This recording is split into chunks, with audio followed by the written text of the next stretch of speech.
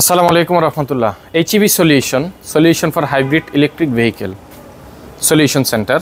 তো যাই হোক, আপনারা ইতিমধ্যে এই গাড়িটির একাধিক রিভিউ দেখেছেন কিংবা একাধিক ভিডিও দেখেছেন যে এটা আমরা ব্রেকিং সিস্টেমের সমস্যা থেকে শুরু করে যা কিছু আছে সব কিছু নিয়ে আমরা কাজ করতেছি এবং এটা স্টেপ বাই স্টেপ আপনাদেরকে আমরা দেখানোর চেষ্টা করতেছি। কারণ আমাদের দেশে এখন হিউজ পরিমাণে মানুষ হাইব্রিড ইউজ করতেছে। তো এটি একটি হুন্ডা ইনসাইট 2018 মডেলের হাইব্রিড এডিশনের গাড়ি।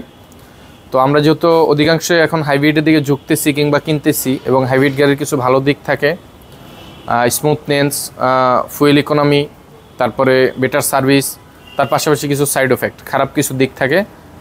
এমন কিছু পার্টস আছে যে পার্টসগুলো খুবই এক্সপেন্সিভ, এই পার্টসগুলো কেটে যাচ্ছে।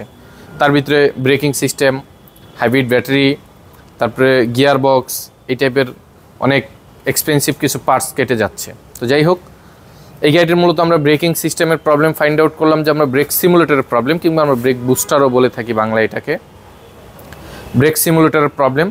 তো পরবর্তীতে আমরা ফাইন্ড করে এটাকে আমরা ওপেনিং করলাম। এটা হলো গাড়ির যে ব্রেকিং সিস্টেম কিংবা ব্রেক সিমুলেটর, এটা হলো গাড়ির পার্টসটা যেটা আপনাদেরকে আমরা ইতিমধ্যে দেখাচ্ছি, আপনারা দেখতে পাচ্ছেন। এটা হলো গাড়িতে সেট করা ছিল।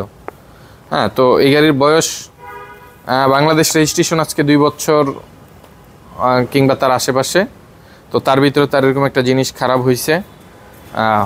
তো কাস্টমারের রিকোয়ার হলো, কাস্টমারের সাথে আমরা পরামর্শ করলাম যে এটা তো খারাপ এবং এটা আমরা দেখলাম কি করা যায়।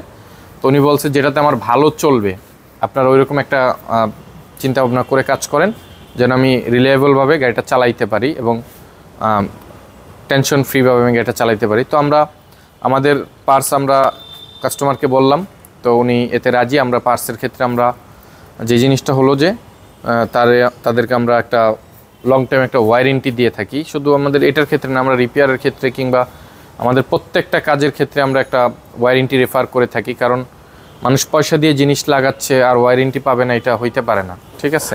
তো যাই হোক, এই পার্টসগুলো আমাদের কাছে যদিও অ্যাভেলেবেল আছে। আর আপনাদের যদি কোনো সমস্যা হয় কিংবা পরামর্শ যদি প্রয়োজন হয়, ইনশাআল্লাহ তাআলা আমরা উপস্থিত আছি যে কোনো ক্ষেত্রে। বাট গাড়ি কেনার ক্ষেত্রে আপনারা অবশ্যই এই বিষয়গুলো মাথায় নিয়ে কিনবেন। এর দ্বারা আপনার পরবর্তী সময়গুলোতে আপনার চলতে খুব ইজি হবে ইনশাআল্লাহ তাআলা, আশা করি। আচ্ছা, এখন আমাকে অনেকেই বলছে এবং এই গাড়ির ক্লায়েন্টেরও একটা কথা ছিল যে ভাই আমি একটা গাড়ি কিনলাম, আমরা এরকমও পাইছি যে এইসব গাড়ি কেনার 2-3 মাসের মাথায়ও এই টাইপের সমস্যা। ঠিক আছে, হয়েছে। তো কাস্টমারের যে জিনিসটা হইলো যে এটা কেন হইলো, তো এটার 2টা কারণ থাকে। 2টা কারণের ভিতরে একটা কারণ হলো যে এই গাড়িগুলো যদি অতিরিক্ত চলা হয়, মানে অতিরিক্ত ইউজ করা হয়, এরকম একটা কারণ থাকতে পারে। যে ধরেন জাপানে গাড়িগুলো তো আসলে আমি এটা কিনছি আমি ব্যবহার করার জন্য, এটা আমি সুকে যে সাজায় রাখার জন্য কিনি নেয়। তো জাপানের ব্যাপারটা হলো এটা বাণিজ্যিক। ঠিক আছে, ওরা যখন ওয়েস্ট হবে দেন তারপরে অন্যান্য দেশ এই গাড়িগুলোকে পারচেস করে নেয়। ঠিক আছে, তো সাধারণত স্বাভাবিক ব্যাপার, ওনারাও চালাবে। তো যে জিনিসটা হলো, একটা হলো ইউজের কারণে হয়, অন্যতম আরেকটা হলো যে জাপানের রাস্তাঘাট অনেক ফ্রি থাকে। ঠিক আছে, ওরা লং টাইম একটা গাড়ি ইউজ করতে পারে ইজিলি, খুব স্মুথলি। আর আমাদের দেশের জিনিসটা হলো কি, আমাদের দেশে ফ্রির কথা আর বলার কোনো ভাষাই নেই। কোথাও বের হওয়ার চিন্তা করি যদি 1 ঘন্টায়, ওই জায়গায় যাইতে হয় আমার 4 ঘন্টায়। ঠিক আছে, তো জ্যাম জটে এই সমস্যাটা আর একটু বেশি হয়। কারণ আমাদের স্বাভাবিক ব্যাপার যে 1 কিলোমিটার রাস্তা যাইতে 1000 বার আমার ব্রেক করা লাগতেছে, 500 বার আমার ব্রেক করা লাগতেছে। হ্যাঁ, তখন এটার উপরে এটা একটা সময় কি হয়, মানে আমি তো ব্রেক ঘন ঘন করতেছি, তখন এটা অ্যাবনর্মাল হয়ে যায়। অ্যাবনর্মাল হইতে হইতে তখন এটা একটা সময় কেটে যায়। তো যাই হোক, অনেকে বলে যে ড্রাইভারের বিষয়টা এখানে আমরা, হ্যাঁ, অনেক ড্রাইভার হয়তো বা ওনারের সাথে রাগ করে হইতে পারে, এটা সবাই না। কারণ কি, প্রত্যেকটা এই গাড়িটা যদি ব্রেকিং সিস্টেম খারাপ হয় কিংবা গাড়িটা অ্যাক্সিডেন্ট হয়, ফার্স্ট ক্ষতিগ্রস্ত হবে ড্রাইভার। ঠিক আছে, সবার আগে ক্ষতিগ্রস্ত হবে ড্রাইভার।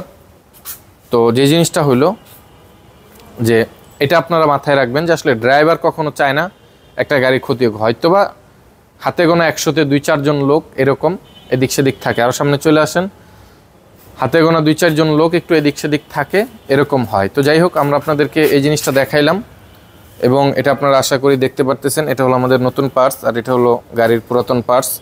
এই 2টা পার্টসই আলাদা, আপনারা দেখতেছেন 2টা পার্টসই আলাদা রাখা আছে। এবং এইখানে আমাদের গাড়ির যে পার্টসটা যেখানে মূলত থাকে, এটা হলো ব্রেক সিস্টেম থাকার যে স্পেসটা কিংবা ব্রেক সিমুলেটর কিংবা ব্রেক বুস্টার বলি আমরা এটাকে, এটা হলো